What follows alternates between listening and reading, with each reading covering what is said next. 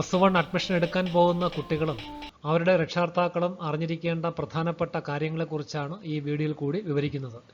വളരെ ശ്രദ്ധാപൂർവം കേട്ട് മനസ്സിലാക്കുവാൻ ശ്രമിക്കുക. അതുവഴി അഡ്മിഷൻ എടുക്കാൻ പോകുന്ന ദിവസം കുട്ടികൾക്കും രക്ഷകർത്താക്കൾക്കും ഉണ്ടാകാവുന്ന എല്ലാ ആശങ്കകളും മാറുമെന്ന് കരുതുന്നു. ട്രയൽ അലോട്ട്മെന്റിൽ ആവശ്യമായ തിരുത്തലുകൾ വരുത്തി സബ്മിറ്റ് ചെയ്ത് കാണുമെന്നും വിശ്വസിക്കുന്നു. അലോട്ട്മെന്റ് പരിശോധിക്കുന്നതിന് വേണ്ടി ആപ്ലിക്കേഷൻ നമ്പറും ജനന തീയതിയും ഉപയോഗിച്ച് ലോഗിൻ ചെയ്യണം. അഡ്മിഷൻ പ്രക്രിയയിൽ 2 ഘട്ടങ്ങളാണുള്ളത്. ഒരു മുഖ്യഘട്ടവും ഒരു സപ്ലിമെന്ററി ഘട്ടവും. മുഖ്യഘട്ടത്തിൽ 2 അലോട്ട്മെന്റുകളാണുള്ളത്. സപ്ലിമെന്ററി ഘട്ടത്തിലും ഒന്നിലധികം അലോട്ട്മെന്റുകൾ ഉണ്ടായിരിക്കും. അഡ്മിഷൻ പ്രക്രിയകൾ അവസാനിക്കുന്ന പ്രകാരം ക്ലാസുകൾ ആരംഭിക്കും. സ്കൂളുകളിൽ വർദ്ധിപ്പിച്ച സീറ്റുകൾ കൂടി ചേർത്തായിരിക്കും അഡ്മിഷൻ നടത്തുക. സ്പോർട്സ് കോട്ട അഡ്മിഷനും മോഡൽ റെസിഡൻഷ്യൽ സ്കൂൾ അഡ്മിഷനും അലോട്ട്മെന്റുകൾ പ്രത്യേകമായാണ് പ്രസിദ്ധീകരിക്കുക. ഇവിടെയും മുഖ്യഘട്ടവും സപ്ലിമെന്ററി ഘട്ടവും ഉണ്ടായിരിക്കും. സപ്ലിമെന്ററി ഘട്ടം ആരംഭിക്കുന്നതിന് മുൻപോ ശേഷമോ സ്കൂൾ ട്രാൻസ്ഫറും കോമ്പിനേഷൻ ട്രാൻസ്ഫറും നടക്കാനുള്ള സാധ്യതയുമുണ്ട്. അലോട്ട്മെന്റ് പ്രസിദ്ധീകരിക്കുന്ന ദിവസം തന്നെ നിങ്ങളുടെ ആപ്ലിക്കേഷൻ നമ്പറും ജനന തീയതിയും ഉപയോഗിച്ച് കമ്പ്യൂട്ടർ സെന്ററുകളിലോ നിങ്ങൾ പഠിച്ചിരുന്ന സ്കൂളിലോ പോയി നിങ്ങൾക്ക് അലോട്ട്മെന്റ് ലഭിച്ചിട്ടുണ്ടോ എന്ന് പരിശോധിക്കണം. അലോട്ട്മെന്റ് ലഭിച്ചിട്ടുണ്ടെങ്കിൽ അതിൻ്റെ പ്രിന്റ് ഔട്ട് എടുക്കണം. ഇതിൽ സീരിയൽ നമ്പർ 1 മുതൽ 6 വരെയുള്ള കോളങ്ങൾ കുട്ടികൾ പൂരിപ്പിക്കേണ്ടതാണ്. ഓരോ കുട്ടിക്കും ആവശ്യമുള്ള കോളങ്ങൾ പൂരിപ്പിച്ചാൽ മതിയാകും. SSLC, CBSE, THSLC, ICSE സർട്ടിഫിക്കറ്റിൻ്റെ വിവരം, അതിൻ്റെ രജിസ്റ്റർ നമ്പർ, 10ാം ക്ലാസ്സിൽ പഠിച്ചിരുന്ന സ്കൂളിൽ നിന്ന് ലഭിച്ച TCയുടെയും സ്വഭാവ സർട്ടിഫിക്കറ്റിൻ്റെയും വിവരങ്ങൾ, ആധാർ നമ്പർ, നിങ്ങൾ +1-ന് ഏത് 2ാം ഭാഷയാണ് തിരഞ്ഞെടുക്കുന്നത് എന്നതിനെയും കുറിച്ചുള്ള വിവരങ്ങൾ എല്ലാം ആണ് പൂരിപ്പിക്കേണ്ടത്. അതിനുശേഷം കുട്ടിയും രക്ഷകർത്താവും ഒപ്പിട്ട് വേണം അഡ്മിഷൻ പ്രക്രിയയിൽ പ്രവേശിക്കേണ്ടത്. കൂടാതെ അലോട്ട്മെന്റ് മെമ്മോയിൽ PTA ഫണ്ടിൻ്റെയും സ്കൂളിൽ അടയ്ക്കേണ്ട സ്പെഷ്യൽ ഫീസിൻ്റെയും വിവരങ്ങൾ ഉൾപ്പെടുത്തിയിട്ടുണ്ട്. ഓരോ ഗ്രൂപ്പിൻ്റെയും പ്രത്യേകമായി തന്നെ ഉണ്ടാകും. അതനുസരിച്ച് ഫീസ് കൂടി അഡ്മിഷൻ സമയത്ത് അടയ്ക്കണം. അഡ്മിഷൻ 2 രീതിയിലാണ് നടക്കുക: താൽക്കാലിക പ്രവേശനവും സ്ഥിരപ്രവേശനവും. ആദ്യ അലോട്ട്മെന്റിൽ ഫസ്റ്റ് ഓപ്ഷൻ ലഭിച്ച എല്ലാ പേരും സ്ഥിരപ്രവേശനം നിർബന്ധമായി എടുക്കണം. അല്ലാത്തവർക്ക് താൽക്കാലിക പ്രവേശനമോ അല്ലെങ്കിൽ ഹയർ ഓപ്ഷൻ ക്യാൻസൽ ചെയ്തുകൊണ്ട് സ്ഥിരപ്രവേശനമോ നേടാവുന്നതാണ്.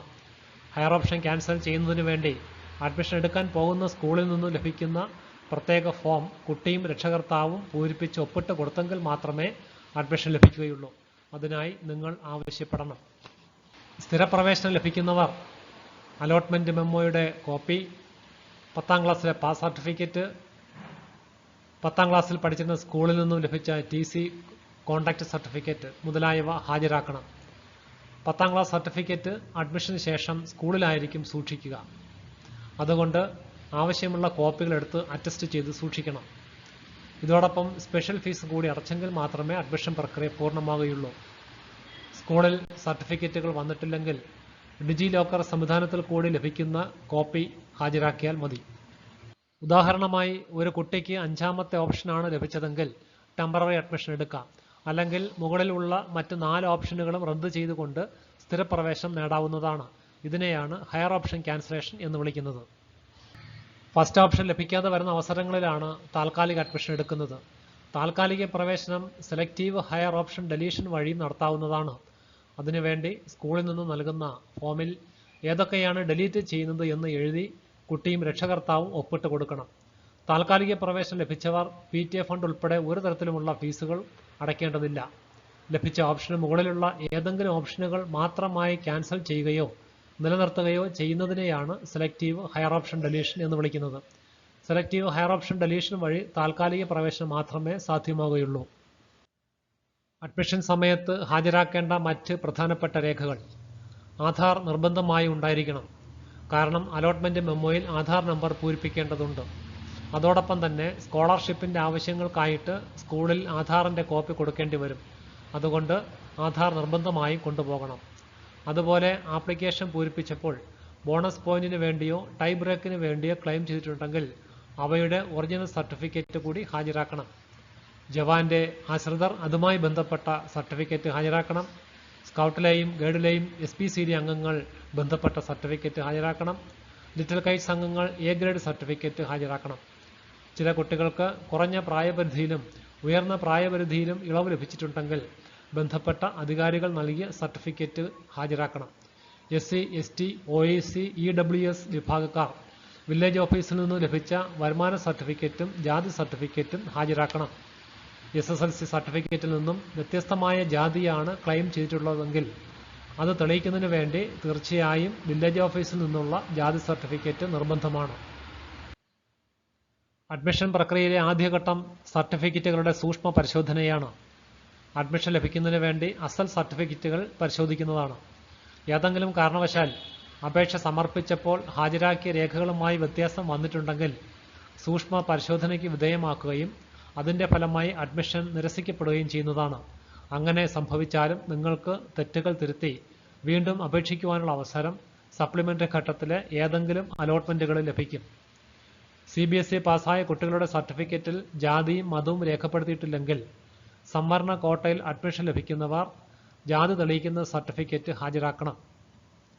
പഞ്ചായത്തിന്റെയും താലൂക്കിന്റെയും പേരിൽ ബോണസ് പോയിന്റുകൾ ലഭിക്കുന്നവർ SSLC ബുക്കിൽ ആ വിവരങ്ങളില്ലെങ്കിൽ റേഷൻ കാർഡോ നേറ്റിവിറ്റിയോ സർട്ടിഫിക്കറ്റ് ഹാജരാക്കണം. ഇവയെല്ലാം മുൻകൂട്ടി തയ്യാറാക്കി വയ്ക്കുവാൻ മറക്കരുത്. ഈ കൊടുത്തിരിക്കുന്നതാണ് സ്പെഷ്യൽ ഫീസിന്റെ ഘടന.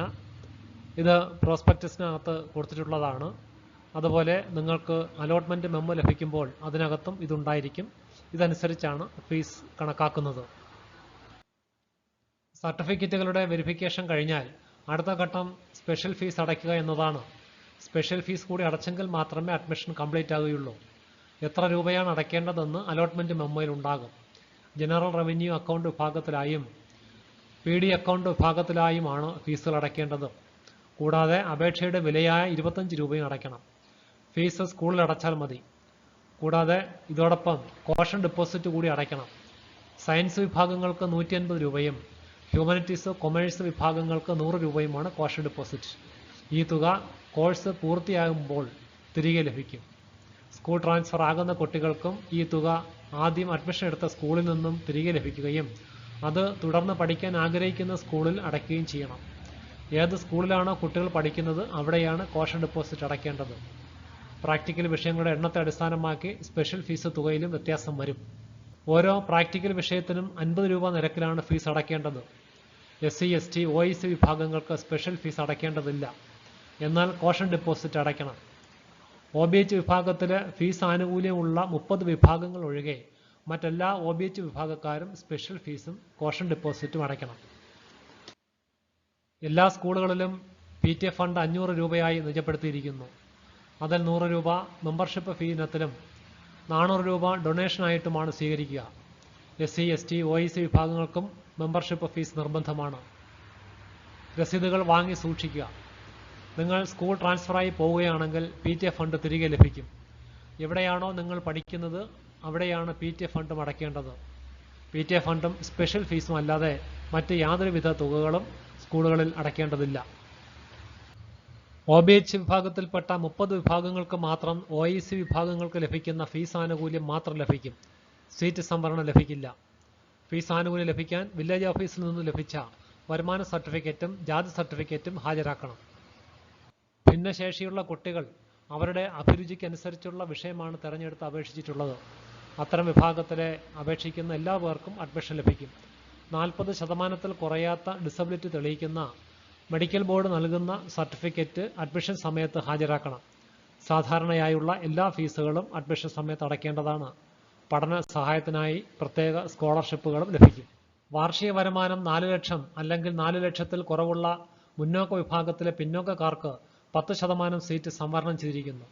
EWS വിഭാഗത്തിലാണെന്ന് തെളിയിക്കുന്ന വില്ലേജ് ഓഫീസിൽ നിന്നും ലഭിച്ച income and asset certificate admission സമയത്ത് ഹാജരാക്കണം. സാധാരണയായുള്ള എല്ലാ ഫീസുകളും അടയ്ക്കണം. പഠന സഹായത്തിനായി സ്കോളർഷിപ്പും ലഭ്യമാണ്. വിശദ വിവരങ്ങൾക്ക് പ്രോസ്പെക്ടസിലെ അനുബന്ധ പട്ടിക 10 കാണുക. സ്പോർട്സ് കോട്ടയിലേക്കുള്ള അഡ്മിഷനും ഏകജാലക സംവിധാനം വഴിയാണ്. ഇതിനായി മുഖ്യഘട്ടത്തിൽ 2 അലോട്ട്മെന്റുകളും സപ്ലിമെന്ററി ഘട്ടത്തിൽ 1 അലോട്ട്മെന്റും ഉണ്ടായിരിക്കും. ഇത്തരം വിഭാഗക്കാർക്ക് സ്ഥിരപ്രവേശനം മാത്രമേ സാധിക്കുകയുള്ളൂ. താൽക്കാലിക പ്രവേശനം ഇല്ല. ജില്ലാ സ്പോർട്സ് കൗൺസിൽ നൽകുന്ന സ്കോർ കാർഡ് അഡ്മിഷൻ സമയത്ത് ഹാജരാക്കണം. Special fees, PTA fund, caution deposit എന്നിവയും അടയ്ക്കണം. SCRTയുടെ ലാംഗ്വേജ് ഉൾപ്പെടെയുള്ള, അതായത് ഭാഷാ വിഷയങ്ങൾ ഉൾപ്പെടെയുള്ള ചില സബ്ജക്റ്റുകൾക്ക് ഈ വർഷം മാറ്റമുണ്ട്. ഏതൊക്കെയാണ് മാറ്റമുള്ളത് എന്ന് സ്കൂളിൽ നിന്നും അറിയിപ്പ് ലഭിച്ച ശേഷം മാത്രം പുസ്തകങ്ങൾ വാങ്ങുക. ഗ്രൂപ്പ് മാറാൻ ആഗ്രഹിക്കുന്നവർ അതിനുശേഷം വാങ്ങിയാൽ മതിയാകും. കേരളത്തിലെ എല്ലാ സ്കൂളുകളിലും യൂണിഫോമുകൾ നിർബന്ധമാണ്. ഓരോ സ്കൂളിലും വ്യത്യസ്ത തരം യൂണിഫോമുകളാണ് ഉള്ളത്.